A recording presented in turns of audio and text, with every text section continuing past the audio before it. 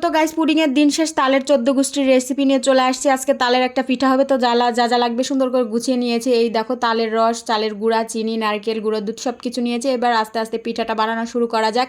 তো এই প্রথমে আমি দিয়ে দিলাম তালের এই রসটা, তালের রস দিয়ে সুন্দর মতো জাল করে নেবে। এর মধ্যে দিয়ে দেবো গুঁড়ো দুধ, চিনি, নারকেল, না সরি নারকেল দেওয়া লাগবে না, এটা কাঁচা নারকেলেরই পিঠা হবে। এটা আমার নিপাস কিটক্যাট আপুর থেকে শেখা। আপুর রেসিপিগুলো আমার খুব খুব ভালো লাগে, মানে আপুর রেসিপিগুলো অনেক সহজ হয়, যেন আপুর রেসিপি আমি ফলো করি। তারপর 1 চামচ দিয়ে দিলাম ঘি দিয়ে এবার নাড়াচাড়া করে এর মধ্যে চালের গুঁড়াটা দিয়ে সুন্দর মতো একটা ডো তৈরি করে নেব। তারপর এটার থেকে পিঠা হবে।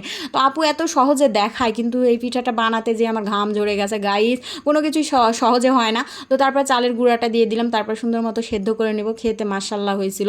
তো আমি একটু অন্যরকম করে বানাইছি, আপুর মতন করেই পরে একটা কায়দা করছি, সেটা আর ভিডিও করে তোমাদের দেখাইনি। তো তারপরে এই দেখো সুন্দর মতো এটা সেদ্ধ করে নিব। তারপরে হবে আসল মজা, মানে পিঠা হবে। তো তালের শুধু এক রকমের পিঠাই আমি জানতাম, যে তালের ওই যে বড়া হয়, এটাই। আর কোনো পিঠা আমি খেতাম মানে জানতাম না। তো তালের যে চিতই হয়, তারপরে তালের পাটিসাপটা হয়, ওই হাজার রকমের রেসিপি, বললাম না 14 গোষ্ঠী রেসিপি। তো তারপরে এই ডোটা সুন্দর মতো ঠান্ডা হয়ে যাবে, আমার পুড়ে গেছে শেষে। তারপরে সুন্দর মতো মথে নিতে হবে, মথে একটা সুন্দর ডো তৈরি করতে হবে। তারপরে একটা একটা করে লেচি কেটে নিতে হবে, মানে এর মধ্যে এই নারকেলের পুরটা দিয়ে পিঠা হবে। পিঠার ছাঁচে সুন্দর মতো ডিজাইন করে বানাতে হবে। তো এটা করতে করতে করতে করতে করতে করতে একদম ডোটা শেষ হয়ে যাবে, তখন তোমরা পিঠার ছাঁচ দিয়ে পিঠা বানিয়ে নিবে। তো আমি সুন্দর মতো গুলি করে নিচ্ছি গোল গোল। তারপরে হচ্ছে যে এটা পিঠা বানিয়ে নিব, সুন্দর করে এটা পিঠা বানিয়ে নিব। দেখতেই থাকো, এই পিঠা খেতে কিন্তু হ্যাভি মজা গাইস, তোমরা পারলে বানিয়ে নিও। তালের রস যদি থাকে, তো আমার মা দিয়েছিল তালের রস, সেটা ফ্রিজে আছে, এটা দিয়ে এই পিঠা বানানো হচ্ছে। তারপরে এই দেখো পিঠার ছাঁচ নিয়ে চলে আসছি, এখন ছাঁচে একটু করে তেল দিব। তারপরে এই পিঠার এই ডোটা সুন্দর মতো এই যে করে এর মধ্যে দিয়ে দিব ওই যে নারকেল দেওয়ার পর পিঠা এইভাবে মানে পিঠা ছাঁচের মধ্যে দিয়ে সুন্দর মতো করবে। এটা একদমও ভালো হয়নি, এটা একদম ভালো হয়নি, উঠেইনি। তো যাই হোক, এটা যেমন হয়েছে প্রথমবার বানাতে গেলে যা হয়। তারপরে কিন্তু সুন্দর হয়েছে, দেখতে থাকো। তো তারপরে আমি আরেকটা নিয়ে নিলাম, আরেকটা বানানো শুরু করে দিয়েছি। এই দেখো এইটা অনেক সুন্দর হয়েছে। তো এটা বানানো অনেক কায়দা আছে, তো আমি কোনো দিনই বানাইনি। তারপরে এটা অনেক সুন্দর হয়েছে। তারপরে যেগুলো বানাইছি সবগুলো একদম ঝাক্কাস হয়েছে, ফাইন হয়েছে, ফাইন।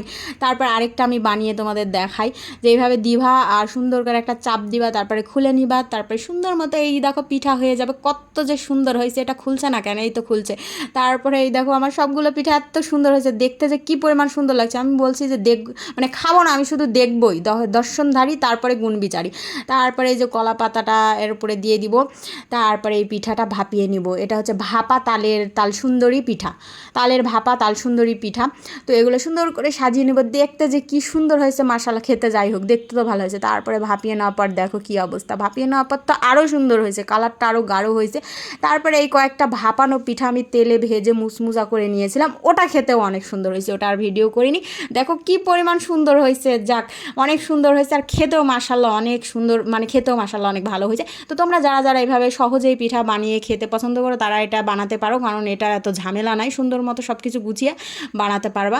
তো আমার এই কটা পিঠা হয়েছে, খেতে কিন্তু সেই মজা হয়েছে, সত্যি সত্যি বলছে, একদম কাঁচা নারিকেলের। আর আমি কয়েকটা ভেজে নিয়েছিলাম তেলে। তো আজকে এই পর্যন্ত, সবাই ভালো থাকো, আল্লাহ হাফেজ।